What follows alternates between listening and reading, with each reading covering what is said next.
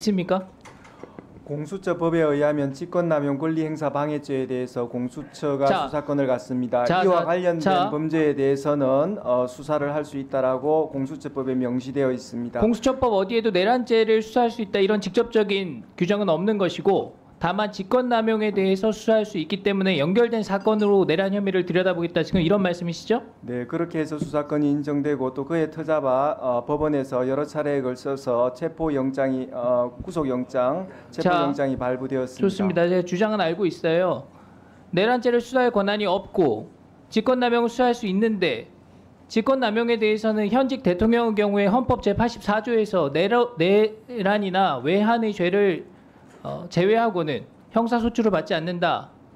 그렇기 때문에 공수처가 내란 혐의도 지금 수사할 수가 없고 직권남용에 대해서 현직 대통령 신분일 때는 수사할 수가 없다. 이게 법조계의 통일된 의견이에요. 공수처가 어떤 권한으로 지금 이 수사를 진행하냐는 겁니다. 형사소추는 사건이 들어보세요. 사건이 중대하고 국민 관심이 높으면 없는 권한이 생기는 겁니까? 정의를 실현하겠다? 이런 명분이면 없던 권한도 생기는 겁니까? 이렇게 해석해도 저렇게 해석해도 공수처가 수사할 수 있는 권한이 보이지가 않아요.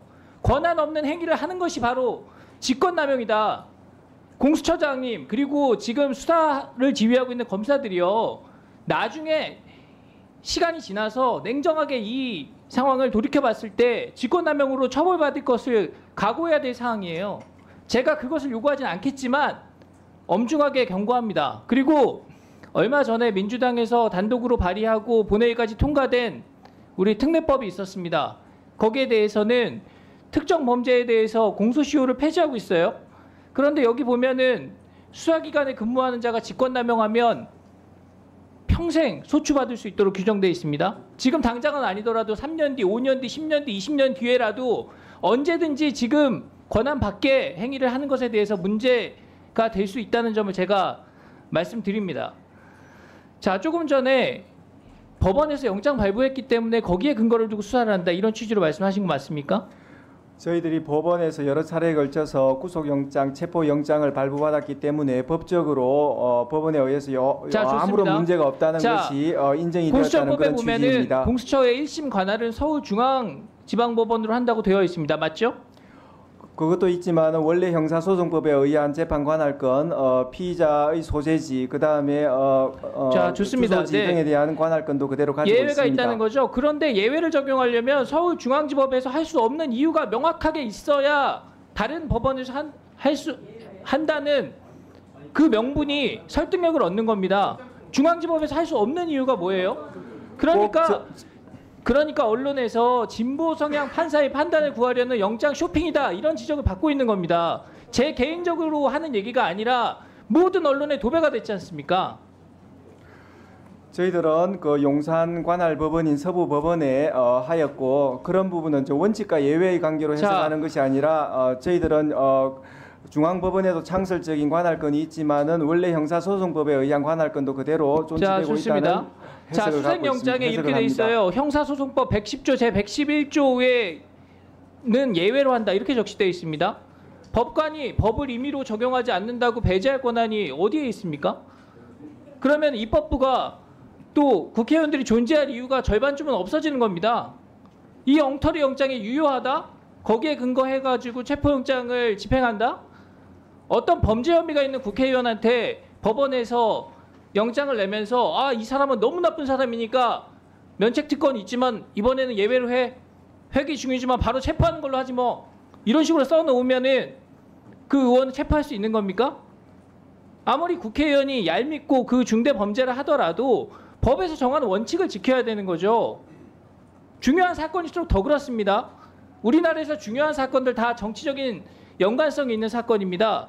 그런 사건들일수록 더 예민하기 때문에 절차적인 정당성을 충분히 확보하면서 어떤 오류도 남기지 않으려는 그런 노력을 하는 겁니다. 그렇게 해야 당사자도 그 결과를 받아들일 수가 있고 지지자들도 그 결과에 대해서 인정을 할 수가 있다는 겁니다. 그런데 공수처가 지금 해놓은 일을 보세요. 권한 없는 일을 해가지고 이렇게까지 일을 크게 벌이면서 그 수사 상황을 지휘하고 통제할 만한 지금 관리 능력을 전혀 보여주지 못하고 있지 않습니까? 그러니까 법적으로 명확하게 근거가 있는 경찰의 수사를 재이첩하라는 요구를 하는 겁니다.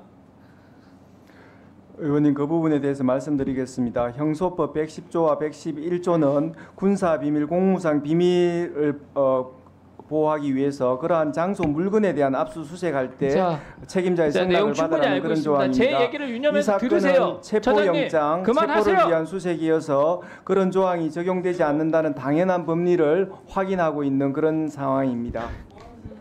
예, 자, 제 주장 잘 알고 있습니다. 제 말을 새겨 들으세요. 처장님과 지금 이 수사에 관여하는 분들 지금 제대로 된 법적인 권한을 가지고 하는 것인지 이 정치적인 상황에 몰려서 억지로 떠밀려서 이 수사를 하는 것인지 그리고 그 책임은 누가 질 것인지 잘 한번 판단해 보시기 바랍니다. 자, 법원행정처장님. 예.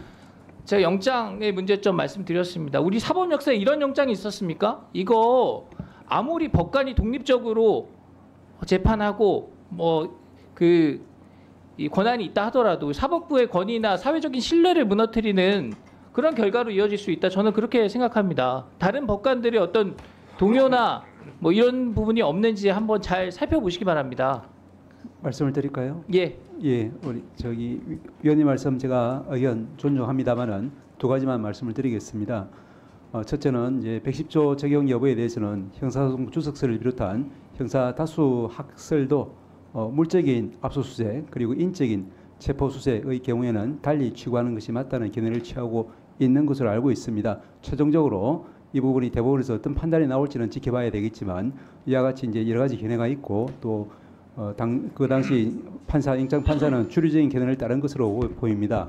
두 번째는 제가 이야기로는 이 법치주의라고 하는 것이 적법하게 절차를 따라 이루어진 재판에 대해서는 일단은 그것을 존중하고 그에 대한 다툼은 절차 내에서 이루어지는 것이 우리 법치주의의 핵심이라고 생각합니다. 그래서 이러한 재판을 통해서 이제 이루어졌다고 하면은 일단 그것은 제도권 내에서 즉 절차 내에서 이번에 이제 이의 신청이라든지 기타 앞으로 체포적 구심이라든지 여러 가지 절차를 통해서 다투는 것이 법치주의를 조금은 더 우리가 생각하는 부분이 아닌가 하는 그런 생각을 가지고 있습니다.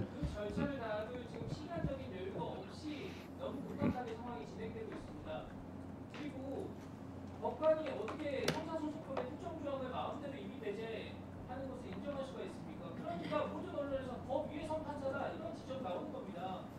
상황을 엄중하게 보시고 무조건 반사력만 하지 마시고 한번 상황을 판단해 보십시오. 예, 그 말씀에 대해서 한 말씀만 더 드리겠습니다.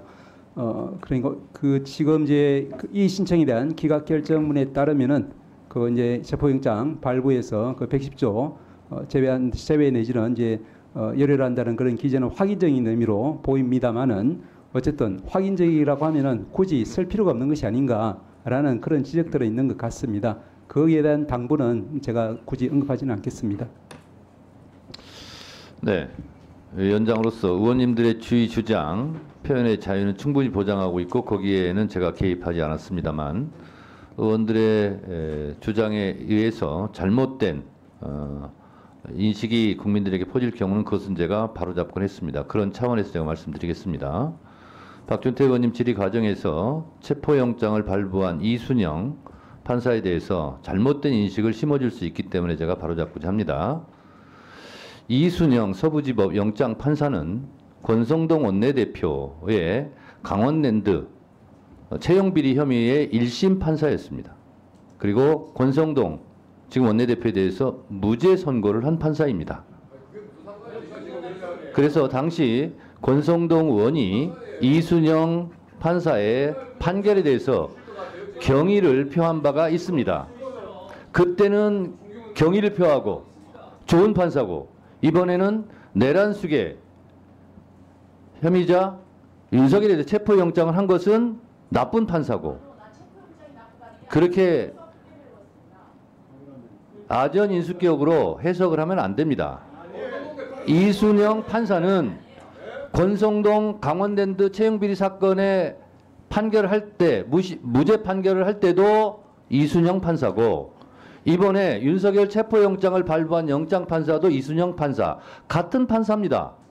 같은 판사라도 잘못된 행위를 하면 비난하는 거죠. 자, 그래서 판사의 판결에 대해서 이렇게 국회의원들이 그때는 좋은 판사였고 지금은 나쁜 판사라는 식으로 공격하면 안 됩니다.